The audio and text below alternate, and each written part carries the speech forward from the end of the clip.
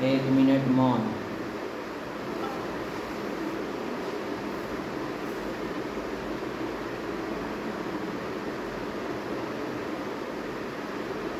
मन शांत, सभी कर्मेंद्रियां एकदम शांत।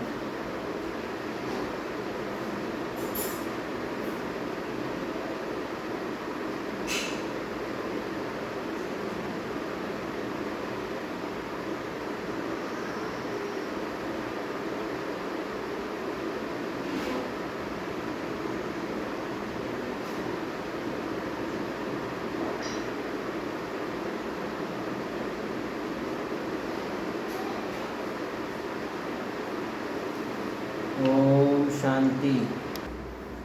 आरी की कीमत। एक बार की बात है, एक बढ़ई था। वह दूर किसी शहर में एक सेठ के यहाँ काम करने गया। एक दिन काम करते करते उसकी आरी टूट गई। बिना आरी के वह काम नहीं कर सकता था और वह वापस अपने गांव लौटना भी मुश्किल था। इसलिए वह शहर से सटे एक गांव पहुंचा। इधर उधर पूछने पर उसे लोहार का पता चल गया। वह लोहार के पास गया और बोला कि भाई, मेरी आरी टूट गई है, तुम मेरे लिए एक अच्छी सी आरी बना दो। लोहार बोला, बना दूंगा, पर इसमें समय लगेगा। तुम कल इसी वक्त आकर मुझसे आरी ले सकते हो। बढ़ई को तो जल्दी थी, सो उसने कहा कि भाई, कुछ पैसे अधिक ले लो, पर मुझे अभी आरी बनाकर दे दो। बोला, बात पैसे की नहीं है।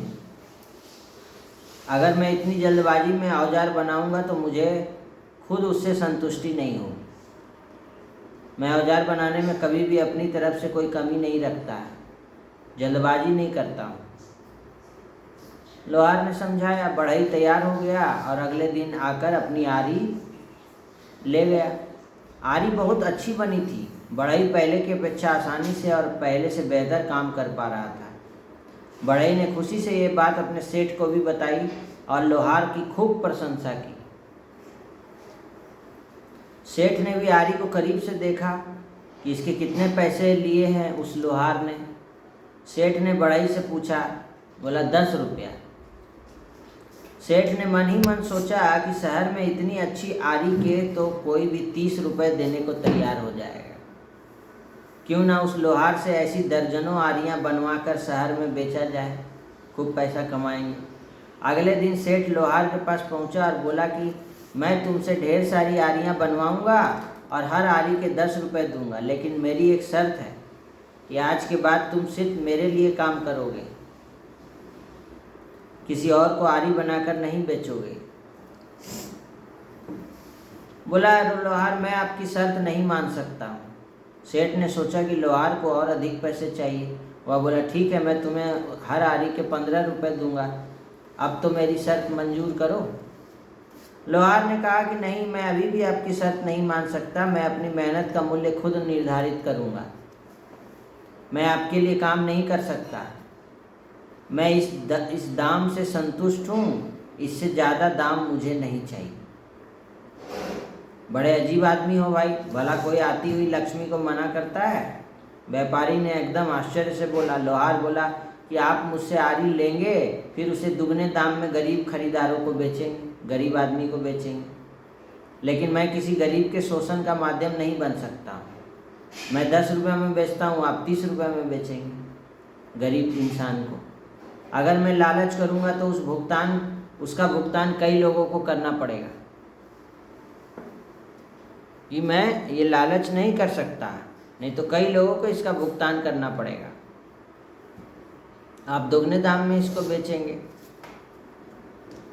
इसलिए आपको ये प्रस्ताव मैं स्वीकार नहीं कर सकता। सेठ समझ गया कि एक सच्चे और ईमानदार व्यक्ति को दुनिया की कोई दौलत खरीद नहीं सकती है। वह अपने सिद्धांतों पर अडिग रहता है।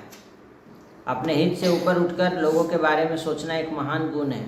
लोहार चाहता तो आसानी से अच्छे पैसे कमा सकता था, पर वह जानता था कि उसका जरा सा लालच बहुत से ज़रूरतमंद लोगों के लिए नुकसानदायक साबित होगा और वह सेठ के लालच में नहीं पड़ता। क्या शिक्षा मिला इस कहानी से? अगर ध्यान से देखा जाए तो लोहार की तरह ही हम में से अधिकतर लोग जानते हैं कि कब हमारे स्वार्थ की वजह से बाकी लोगों को नुकसान होता है, पर ये जानते हुए भी हम अपने फायदे के लिए काम करते हैं। हमें इस बर्ताव को बदलना होगा। बाकी लोग क्या करते हैं इसकी परवाह किए बगैर हमें खुद ये निर्णय करना होगा कि हम अपने फायदे के लिए ऐसा कोई काम ना करें जिससे औरों को तकलीफ पहुंचती हो। जितने लोगों को तकलीफ पहुंचेगी उतना बद्दुआ मिलेगा। अब जिस आरी की कीमत 10 रुपये बाजार में मिल रही है उस आरी को 30 रुपये में बेचा जा रहा है, तो जितने लोग खरीदेंगे उसको बद्दुआ मिलेगा कि नहीं? क्योंकि गरीब ही खरीदेंगे, आरी से काम करेंगे, और वही आरी 10 रुपये में मिल रहा था, तो वो कितना ईमानदार व्यक्ति था।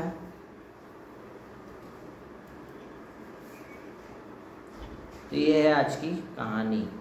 आज के मुरली का सार भी देख लीजिए, फिर मुरली शुरू करें। आज बाबा ने हम बच्चों को कहा कि बच्चे सपूत बच्चा बनो। अगर बाबा का आशीर्वाद चाहिए तो सबको सुख दो, किसी को भी दुख नहीं देना। ऐसा कोई कर्म नहीं करना जिससे किसी को दुख पहुँचे। आज बाबा ने ऐसा कहा है। बाबा ने कहा बच्चे, धर्मराज के बारे में भी आया है आज। धर्मराज की सजाओं से छूटने के लिए बाबा से जो प्रतिज्ञा करते हैं उसको अवज्ञा कभी नहीं करना। किसी को दुख नहीं देना, क्रोध नहीं करना। क्रोध करना, तंग करना, ये ऐसा चलन है जिससे ईश्वर का नाम बदनाम होता है। उन्हें बहुत सजा खानी पड़ती है। इसीलिए राइट और रॉन्ग को अपना तीसरा नेत्र से समझना है कि राइट क्या है, रॉन्ग क्या है। ईश्वर का सपूत बच्चा बनना है, ईश्वर की आज्ञा माननी है, कभी कोई कुकर्म नहीं करना।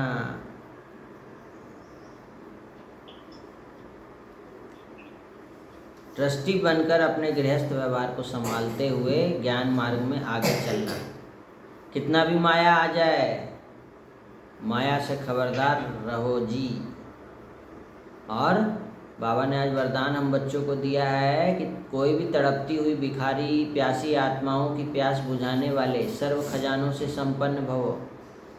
अपने में इतना खजाना भर लो कि कोई भी आत्मा तुम्हारे पास आए तड़पती हुई, भिखारी प्यासी आत्माओं की प्यास बुझाने वाले बच्चे हो। कल्याण की भावना रख शिक्षा देना है तो शिक्षाएं दिल में उतरेंगी, दिल से लगे। किसी को भी कल्याण की भावना से शिक्षा दीजिए।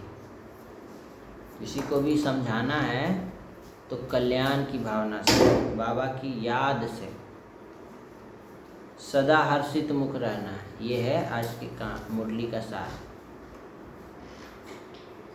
तो इस कहानी से क्या सीख मिला आप सब कमेंट करके ज़रूर बताएं। ये पॉजिटिव थिंकिंग क्लास अपने बच्चों के साथ शेयर भी कीजिए। गर्मी छुट्टी के दिन में समर कैंप का आयोजन सभी ब्रह्मा कुमारी सेंटर पर हो रहा है। आप सभी अपने नज़दीकी ब्रह्मा कुमारी सेंटर पर पहुँचे।